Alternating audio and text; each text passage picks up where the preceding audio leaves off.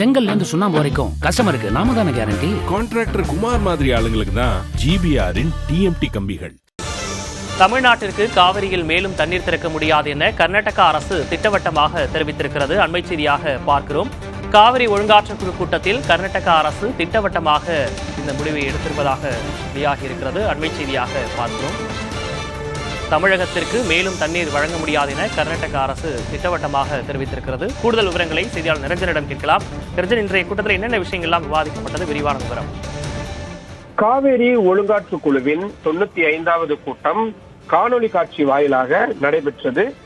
இதில் தமிழ்நாடு அரசு சார்பாக இந்த காவேரி குழுவுடைய உறுப்பினராக இருக்கக்கூடிய சுப்பிரமணியன் மற்றும் மற்ற அதிகாரிகள் கலந்து கொண்டார்கள்.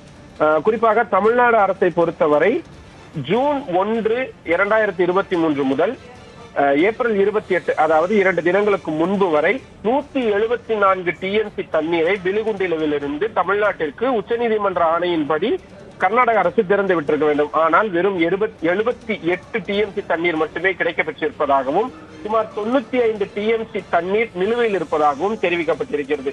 இவை தவிர பிப்ரவரி மாதத்தில் இருந்து 28ஆம் தேதி வரை சுமார் 7.3 டிஎம்சி அளவு தண்ணீரை சுற்றுச்சூழல் நீராக கொடுக்கப்பட்டிருக்க வேண்டும்.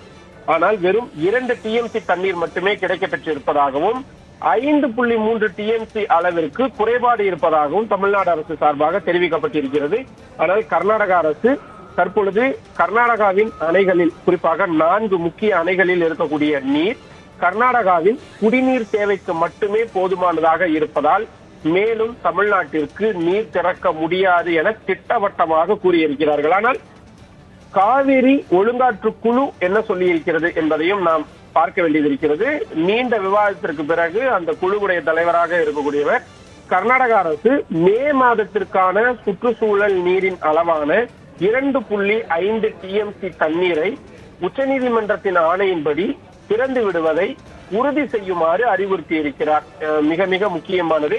ஆனால் தமிழ்நாடு அரசு ஷார்ட்ஃபால், அதாவது பாக்கியாக இருப்பது என்று சொன்ன அந்த 5.3 டிஎம்சி தண்ணீரை சேர்த்து திறந்துவிட வேண்டும் என்று கேட்டார்கள். ஆனால் அதற்கு உத்தரவிட முடியாது அப்படின்றதுதான் இந்த காவேரி ஒழுங்காற்று குழு எடுத்திருக்கக்கூடிய முடிவு. தமிழ்நாட்டிற்கு கிட்டத்தட்ட இது ஒரு பாதகமான முடிவு அப்படின்றதான் நம்ம பார்க்க வேண்டியதா இருக்கு. ஏன்னா ஒட்டுமொத்தமாகவும் கிட்டத்தட்ட 95 டிஎம்சி தண்ணீர் பாக்கி இருக்கு.